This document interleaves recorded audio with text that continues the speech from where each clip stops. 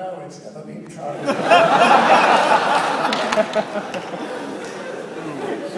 I love insult jokes. Why are Australians so well balanced? They have a chip on each shoulder.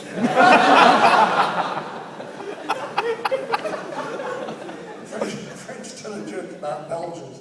They say, why do Belgians have the windshield wipers on the inside of the windshield?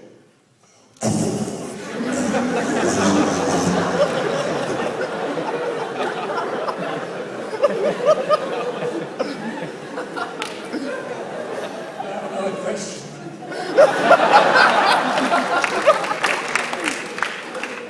Get the mic. Yeah, shout. I'll repeat it. Hello. Over here. On the left. Yeah, I was a bit surprised that voice. On the right. Sorry. First of all, I'd like to say thank you very much. Get on with it. My question is, what do you think would happen if Manuel's Siberian hamster, the giant hedgehog that says Dinsdale, and the 12th century bull got together and had a dinner party? 1642. Is the question yes, sir?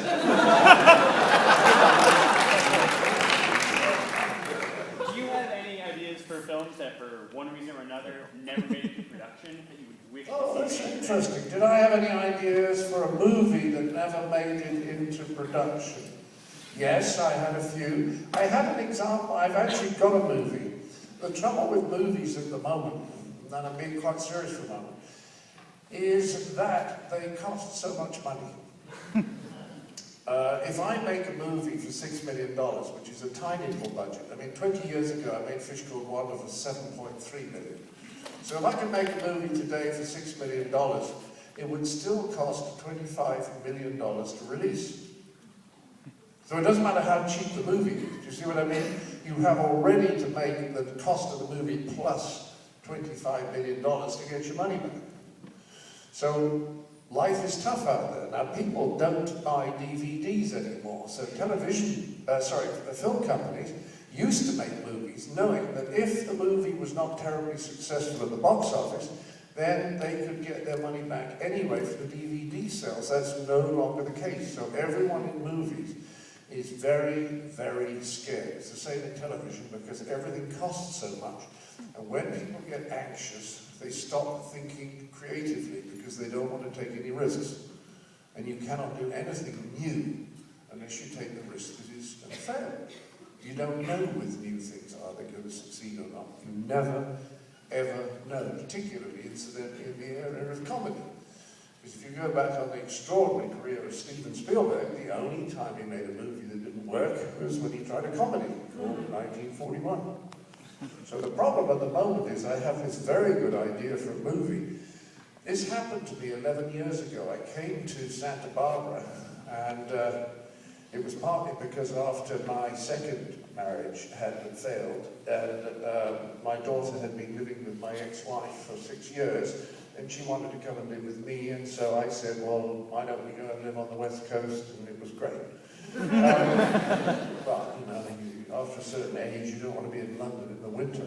I love this time anyway. So it was a great time. And I got out here, and I decided to cash my English pension in, which had been accumulating in England for about 30 years. And so I did, and then I was having lunch with my lawyer, my tax lawyer, and I explained what I'd done, and he suddenly went white, and he said, well, how many days have you been here? And I said, what are you talking about? He said, get your diary. And he explained to me that if I'd been there more than a certain number of days, I would have to pay 40% tax to the IRS on the pension that I had been accumulating in England for 30 years. I thought, that's ridiculous. He said, it is ridiculous, but it's the law. So we then got the diary, and I found I had 23 days left. So I spent the time here in Santa Barbara, and then I would drive down and go to the Mexican border and sit down there for a week, and then come back and That's actually true. So I thought, wouldn't it be funny if the guy discovers that he has to get out of the country on the day that his lawyer tells him about this. You know, they do the count of days, and the lawyer says, you have to leave. You have to leave. He says, what? He said, look, you've only got to go for 4 months. After December the 31st, you come back in, you never have this problem again. So the guy goes to Santa Barbara Airport, he gets on a plane to Canada, the plane takes off, hits a bird, comes back on the runway. And they sit there. You know what it's like traveling. Is the plane going to go? Is the plane not going to go? And he decides he goes down to LAX, but there's a security alert down at LAX, so he can't get a plane there. So this goes on and on and on. Finally, he gets across the border into Mexico at 2 minutes to midnight. He wants to be able to show this to the tax authorities, so he says to the Mexican people at immigration, could you stamp my passport, please? They don't have a stamp. No one's ever asked to have their passport stamped going to Mexico. The Mexican says we don't have illegal immigrants coming into Mexico. So he finally gets the passport stamped. He thinks it's great. He gets down there, he goes out to dinner, and his lawyer calls him. And he says, I have bad news for you. Your mother, back in Santa Barbara, has had a heart attack and she's dying and she wants to see you before she dies. So the guy has to hire a coyote to get him back. Of course, by the time he arrives, his mother's dead. But that's half of it, because he has a horrible twin brother who is very successful on television, and their identities keep getting mixed up. Now, I think this is very funny. The treatment is about halfway done. I would love to make this movie, but the guy's going to be in his early 60s. I think I probably look too old, even with plastic surgery and makeup and all that. And then I think, well, what do I do? Maybe I get somebody I very much like Hugh Laurie, you know, from House. I know Hugh, he's great. Maybe I could ask him to do it. But then the question becomes, what's it going to cost?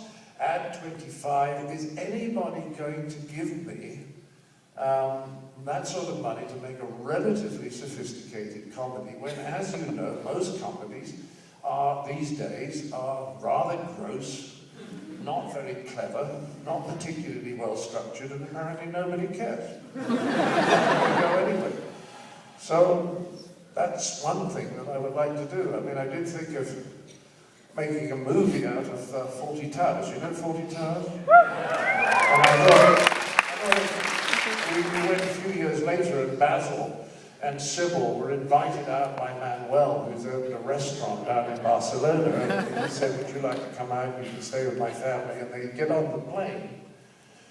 And what happens is the plane takes off to Barcelona, and then somebody, this is a little old-fashioned, but somebody gets up and hijacks the plane. And Basil is so furious that it's being hijacked, because he just gets into a Basil rage, that he overcomes the hijacker. And everyone says he's a hero, he's a hero, he's a hero. And then the pilot says, well, that's well done, and thank God you overcame the hijacker, but of course we have to go back now to Heathrow, because, you know, we have to land, and the guy has to be taken off, and Basil holds a gun to his head and says, take me to Barcelona.